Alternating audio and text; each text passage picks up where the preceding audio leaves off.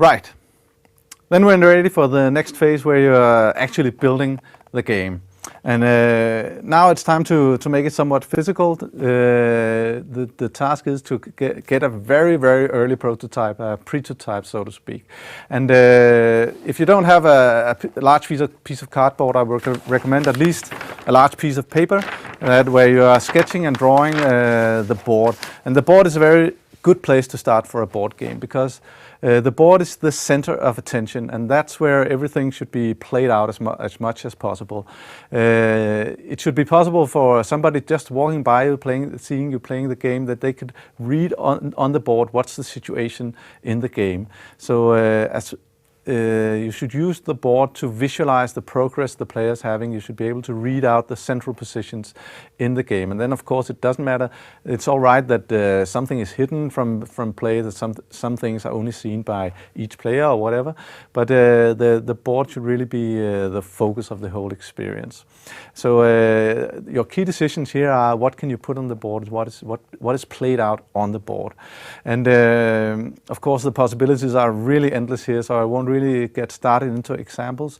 But the classic ways of using a board is that pieces are moving around, of course, that some players control some pieces, or some pieces on the board belong to some players.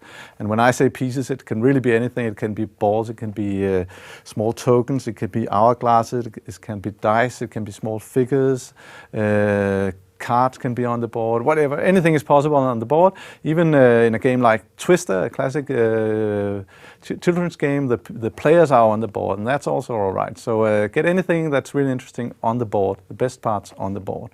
And you can, of course, use it also to show which points each players have. If there are points in your game, perhaps there are no points, and that will also be all right.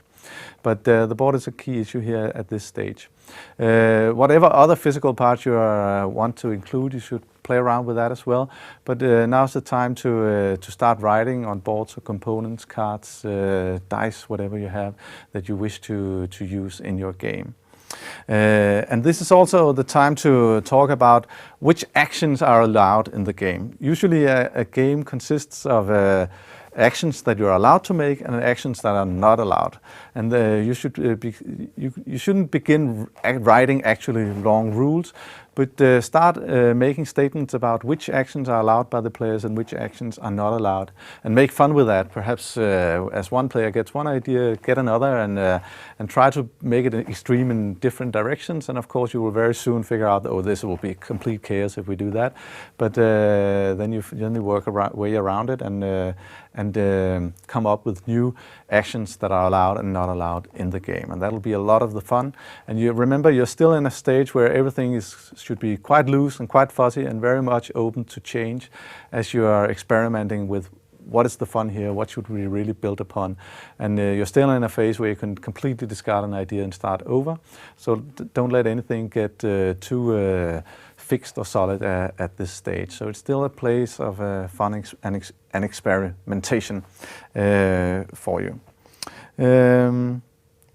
And as I mentioned, the key decisions are the board, what it's for, and what are we using it for, and what are the players trying to achieve. So a lot of these actions the players are allowed to do and not to do will really only make sense if they have something that they are trying to achieve. And that's, of course, for many games, the winning conditions. How do you win this game? And that should be, you should have an idea about it, but it's still very loose. You don't have to have very specific winning conditions at this stage, just something that they're trying to achieve. They're trying to get to B, they're trying to get to the other side of the board, or they're trying to get rid of all their cards, or they're trying to collect this little bear or this little token or whatever they're doing.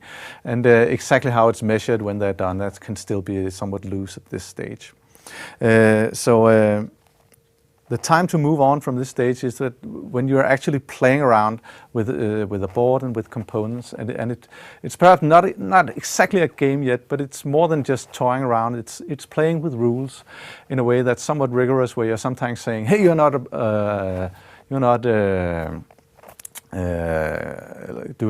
acting in accordance with that rule. You're not allowed to do that, and then you are experimenting again. So if you know Calvin and Hobbes, they have their own game where the rules are changing all the time, and you could have a game like that at this stage. That would be great.